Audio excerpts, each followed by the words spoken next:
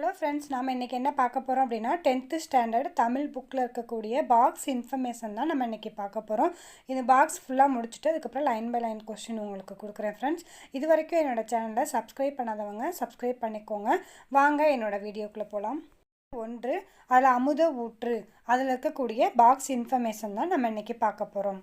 சாகும் போதே தமிழ் படித்து சாக வேண்டும் என்றன் சாம்பலும் தமிழ் மணந்து வேக வேண்டும் அப்படின்னு சொன்னவர் யார் அப்படின்னா சச்சிதானந்தன். இது குரூப் 4 குரூப் 2 எல்லா எக்ஸாம்லேயுமே கேட்டிருக்காங்க. ரொம்ப இம்பார்ட்டண்ட்டான ஒரு கொஸ்டின், நல்லா பார்த்துக்கோங்க.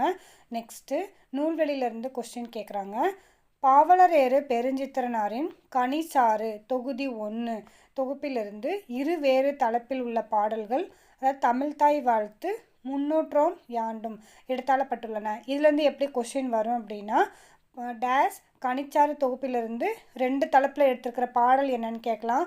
அது பாவலரேறு பெருஞ்சித்திரனார் அப்படின்னு கூட கொஸ்டின் வரலாம். இல்லைன்னா எந்த அந்த பாடல்களோட வேறு தலைப்புன்னு கொடுத்துருக்காங்கல்ல, அது என்ன தலைப்புன்னு கேட்கலாம். தமிழ்தாய் வாழ்த்து 300ஆம் யாண்டும் அப்படின்ற மாதிரி கொஸ்டின் வரலாம்.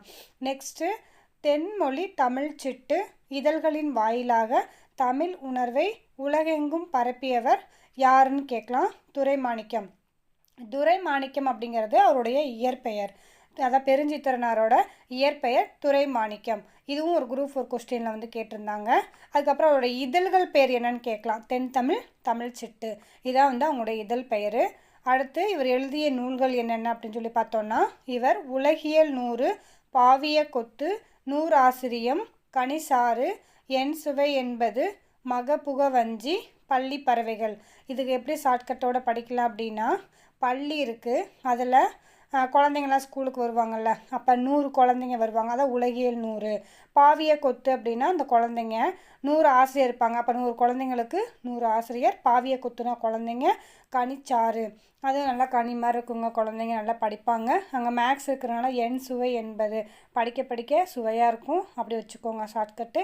என் சுவை என்பது, அங்கே ஸ்கூலுக்குள்ளே நுழையிறாங்க பார்த்தீங்களா, அதான் மகப்புகவஞ்சி, ஸ்கூலுக்குள்ளே உள்ளே போகிறது தான் மகப்புகவஞ்சி அப்படின்னு சொல்லிட்டு ஷார்ட்கட்டோடு படிச்சுக்கலாம். அதுக்கப்புறம் இவரின் திருக்குறள் மெய்ப்பொருள் உரை தமிழுக்கு கருவூலமாய் அமைந்துள்ளது. அதாவது பெருஞ்சித்திரனாரோட தமிழுக்கு கருவூலமாய் அமைந்தது எதுன்னு கேட்கலாம். திருக்குறள் மெய்ப்பொருள் உரை அப்படின்னு. திருக்குறள் மெய்ப்பொருள் உரை இதை சொன்னவர் யாருன்னு கேட்கலாம். பாவலரேறு பெருஞ்சித்திரனான்னு நம்ம சொல்லலாம். அடுத்து இவரது நூல்கள் நாட்டுடைமையாக்கப்பட்டுள்ளன. அவ்வளோதான் ஃப்ரெண்ட்ஸ். இதுலேருந்து ஒரு 5 கொஸ்டின்ஸ் வர்றதுக்கு வாய்ப்பு இருக்குங்க ஃப்ரெண்ட்ஸ். நல்லா படிச்சுக்கோங்க. நெக்ஸ்ட்டு வீடியோவில் பார்க்கலாம். Thank you friends.